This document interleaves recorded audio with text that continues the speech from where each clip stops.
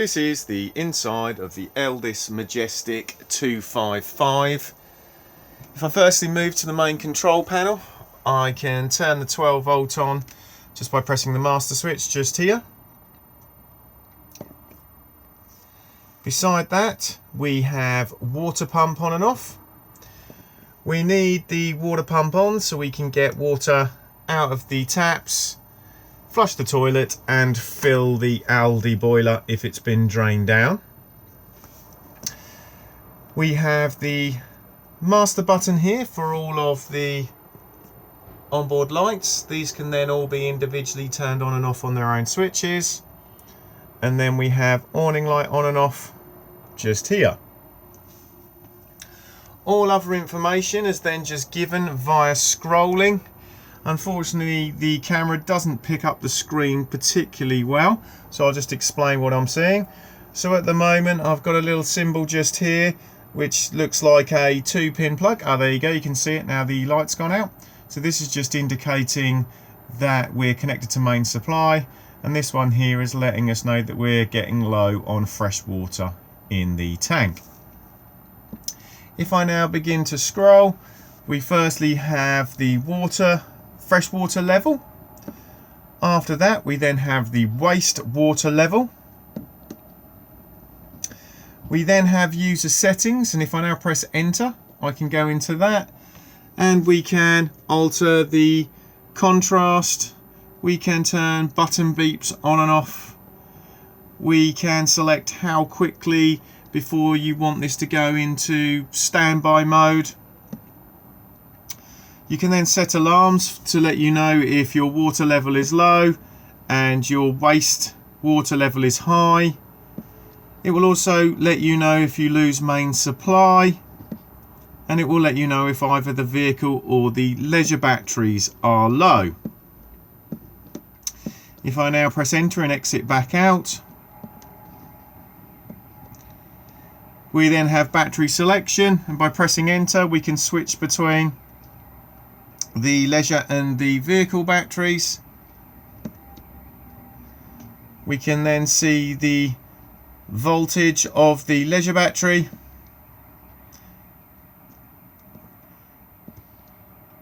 and then we end up back at the beginning again.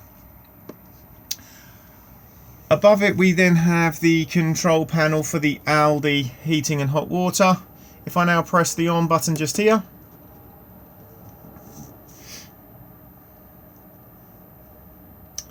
on initial startup, it will let you know if you have main supply connected, and it will give you an internal temperature of the motorhome. If I now press menu, you will see that we will now get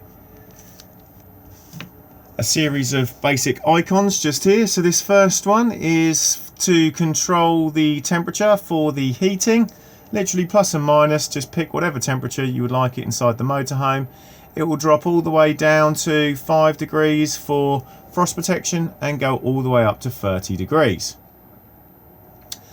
Next we have a little picture of a shower head, and this is for your hot water. So hot water on, and then hot water in boost mode. Boost mode was mainly designed for if there's going to be more than one of you having showers in quick succession of each other, or if you just want hot water very quickly. If you do perform the boost and the heating is running, it will turn the heating off as it needs to use the extra power. So even though I've now turned the heating on and hot water on, the system hasn't actually fired up yet because we now need to pick a power source. So if we're connected to main supply, we can run off the mains, and we can run on 1 kilowatt, 2 kilowatts or 3 kilowatts. And this is all just dependent on the ampage of the site you're on to try and avoid tripping out. If we don't have main supply, we can highlight the little picture of the flame and we can run off the gas. And what we can also do, if we have both power sources available to us, is run in dual fuel. This is very handy, especially in the winter months of the year, because this will get you up to temperature really quickly. ACC can only be accessed by the workshop. If I now press the picture of the cog, we will go into the settings menu, and this first one here with a little picture of the moon is night mode. You can turn it on and off just here. You can then set the temperature you would like it to be for that night time, and then you can set what time you would like the night mode to begin, and whether it's for all days of the week or just literally individual. And then you can set when you would like night mode to end. By highlighting this one here, you can invert the backlight, so this screen goes to black and the writing goes to white. And by highlighting this one here, you can tell the boiler that you do not want any hot water made throughout that period. This is very handy, especially if you're wild camping, so you're not wasting gas heating hot water when it's not necessary.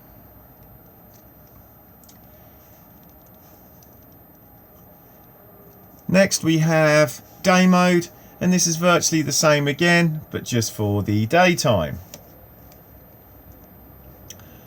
Prioritize is what the system prioritizes in using when in that dual fuel mode.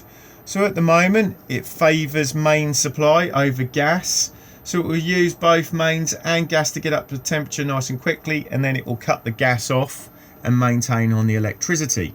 If you were on a very low amp site, what you can do is flip it so it uses more gas and less electric. Next we just have brightness of the screen. This one is not used on this particular model, and then this one here is just to set the correct time and day of the week. If I now arrow down, the majority of these again can only be accessed by the workshop.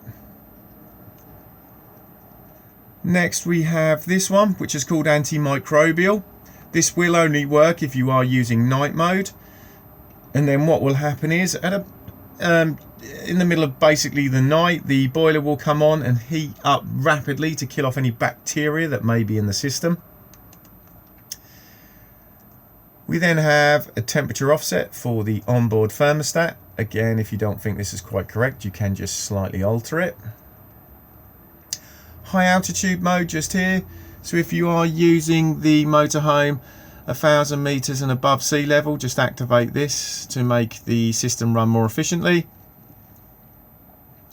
Key beeps on and off just here, and then you can have literally one delayed start and stop to the system, so you could have it so everything fires up on Monday at 6 o'clock in the morning and then turns itself off again on Saturday at 12 in the afternoon.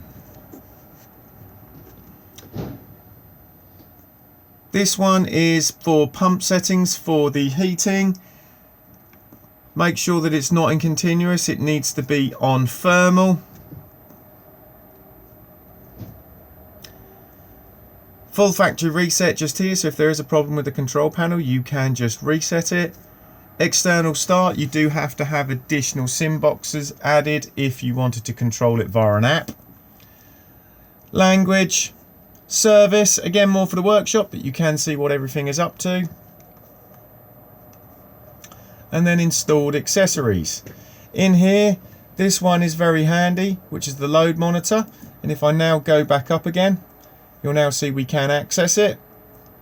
So if you arrive on site and you know how many amps the site is, you can literally select on here.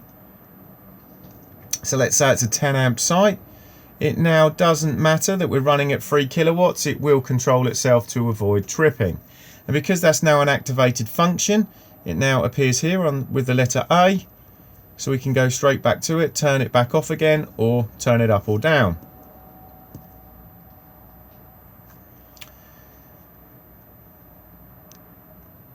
This switch here just controls the top lighting.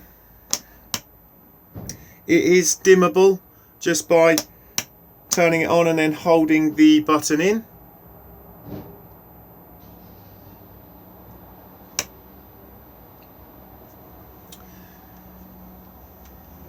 If I now move underneath the fixed bed at the rear, You'll see under here that we have the location of the boiler itself. So we have the boiler just here. We then have the water pump just here and the surge dampener. And then we have the boiler drain valve just here. So to drain the boiler down for winterization, make sure the water pump is turned off and then just flap this yellow lever up like so, and it will then drain all the water out of the boiler. And I would suggest that if you are fully winterizing the motorhome, also open up all the taps in the van as well, because this will help release any airlocks in the system and help it drain down far more efficiently. When it comes to filling the boiler back up again, make sure this is flapped over again as it is now. Fill up the fresh water tank, turn on the master button, followed by the water pump. Let the water pump run for a few minutes to start filling the boiler back up again. Then begin opening the taps up. They'll cough and splutter as they force the air out. Once they're both running freely on hot and cold, then reclose again and the system will fully reprime. Over here, underneath this one, we have the leisure battery. And then in this second one here, you have the option to add another leisure battery if you wanted to. You can see we have the water fill pipe coming from the outside, going through the floor to the fresh water tank. And then we have a fuse just here, and this is for the 12-volt plug-in socket on the outside of the motorhome.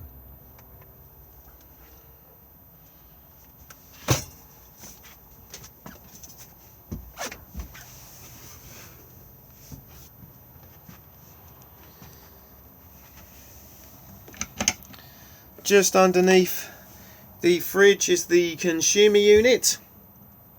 So we have the main MCBs just here, and they're all labelled up. And then the main RCD, and then the test button just here. So if anything's not working on mains, just check to see if you've blown a fuse. And then we have the 12-volt fuses all along the bottom, and again labelled up.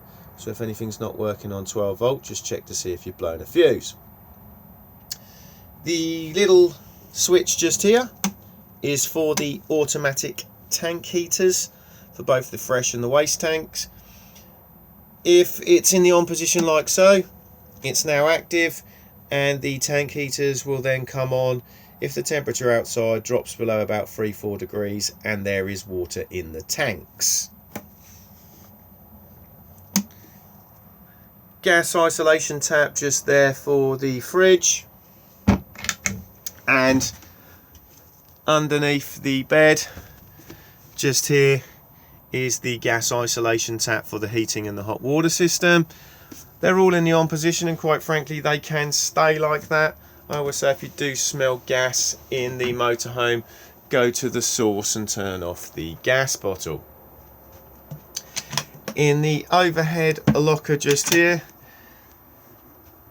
we have the solar panel regulator just here. We don't need to do anything with it. It will just smart charge the leisure battery as it's required. And then beneath that is the digital amplifier for the television aerial on the roof. On and off just here. Do make sure it's on before trying to tune a TV in. And then control the boost just here. To raise the TV aerial, just undo the collar and then push the mast up, and then get it into the position you require, and then lock it into place. At the moment the aerial is sitting in the horizontal position. It can be flipped into a vertical for additional tuning if required, and this is done just by turning the tail. Always make sure that the aerial is down for travel.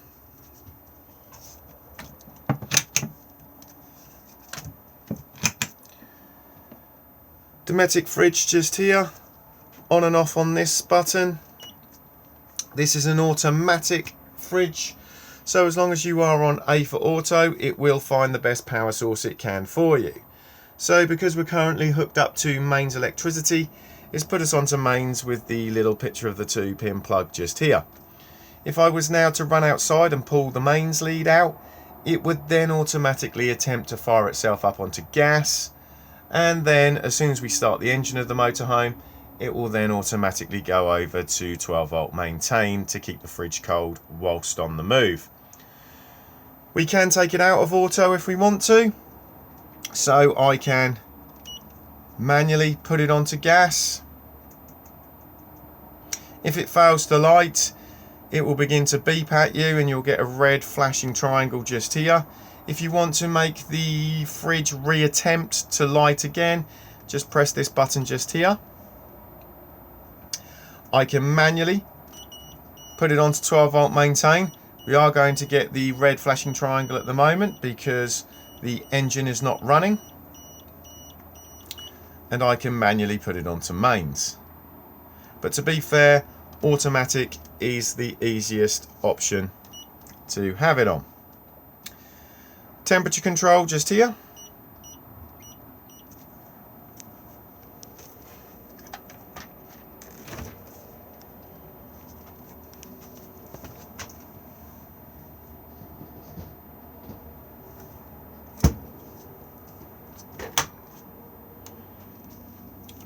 Freestanding table is just located in here, and then in the wardrobe we have the header tank for the Aldi heating. Just make sure that the fluid level is between the minimum and the maximum. Always take your reading once the heating is up to temperature, as it will expand in the tank. Before I turned the heating on, the fluid level was completely down to about here, and as you can see now, it's risen right up to the maximum point. If it is low, you can top this up yourself if you want to. Firstly, just make sure that you are using Aldi top-up solution, and all you need to do is just remove this collar and then unscrew the cap down here and then top it up.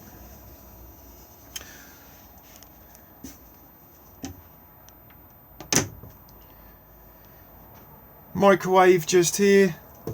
Advisable to remove all contents for travel, and this will work when the motorhome is connected to mains electricity. We then have power level just here. Obviously wait time defrost. Quick start just here. And stop.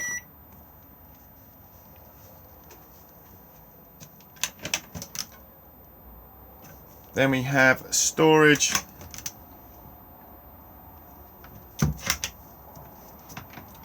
And some more storage above, and also in here, this is where the microwave is plugged in. Beneath that we have the hob. So we have the electric hot plate just here, and this will work when the motorhome is connected to main supply, and it operates on this one just here. We then have the 3 gas rings, and this is just push in, twist and push the igniter.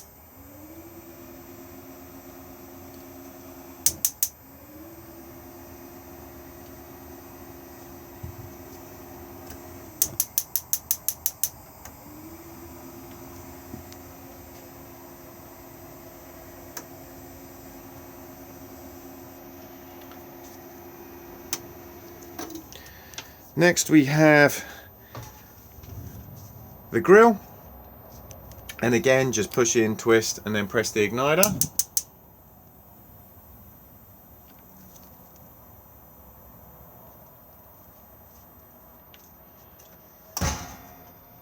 And then the oven.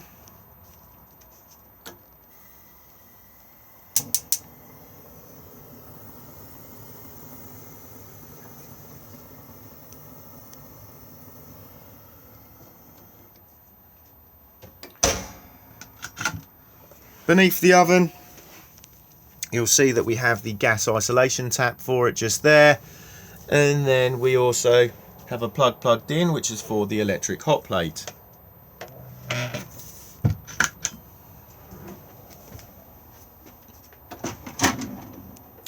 cutlery drawer just here. So we just have the handle for the grill pan. We then have the little Truma spanner, strap for the bike rack, and then the covers if you remove the bike rack from the back of the motorhome.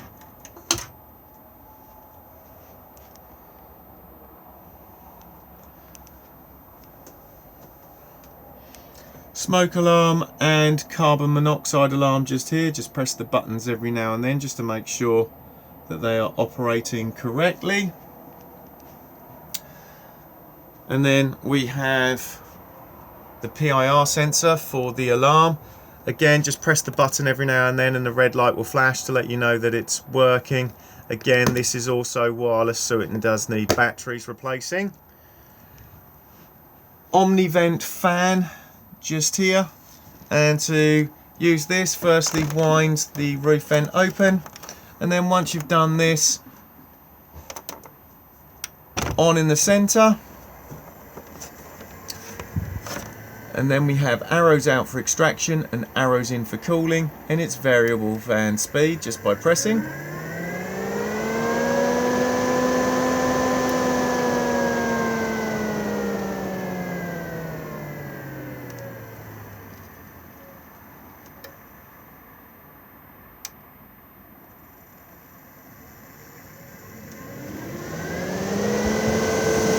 Do make sure that all roof vents are closed for travel.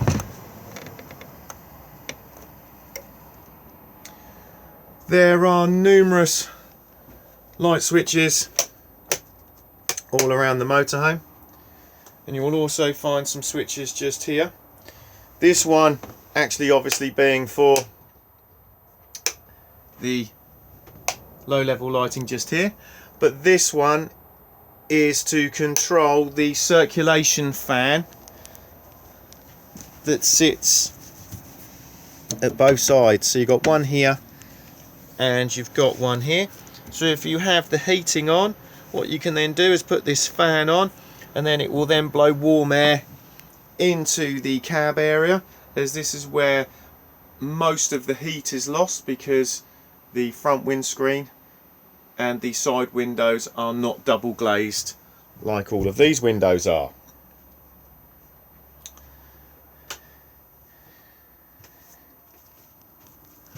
If I now move into the washroom, we have the shower cubicle at the rear. Do make sure that the shower screen is secure for travel. We then have the basin, and then the Thetford toilet. The bowl does swivel all about. Open to the cassette on the grey lever just here, and then push to flush on the blue button just here. The water pump does need to be on for this to be able to flush.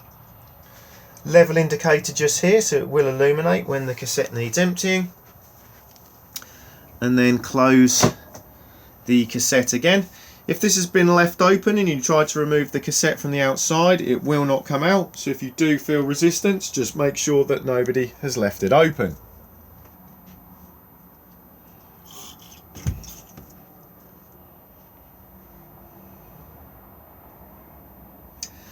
At the front here, we can either have two single beds or a double. If you are going to use singles, the chairs do need to be rotated round like they are at the moment, and these seats rotate round on this lever just here, and then you can move it backwards and forwards on the lever just here. They are both also height adjustable on these two levers, and then you have the normal backrest movement just here, and then the armrests. So if I now just pull this slightly forward, and then just slightly lift up and then just pull out. I can then move the cushion across, and then what I personally do is then just drop this one down the back,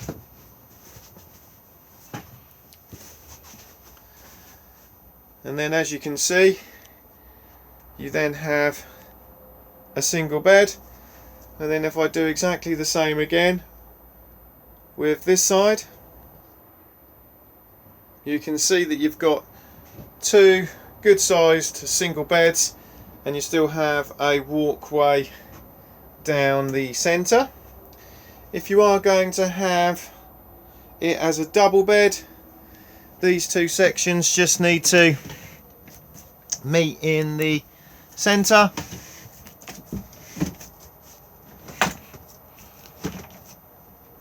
and then if I just drop the cushions into place,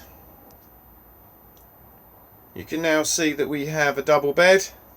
Again, you can flip these cushions over to make it less bumpy, but it is just down to personal preference. Once you've put all of the cushions in, you will find that you do have a slight gap, and that is what this infill here is for.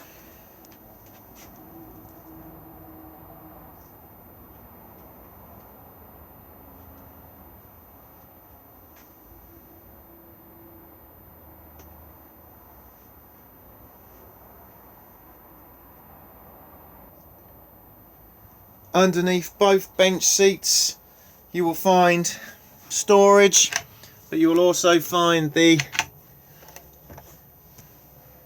extra travel seats.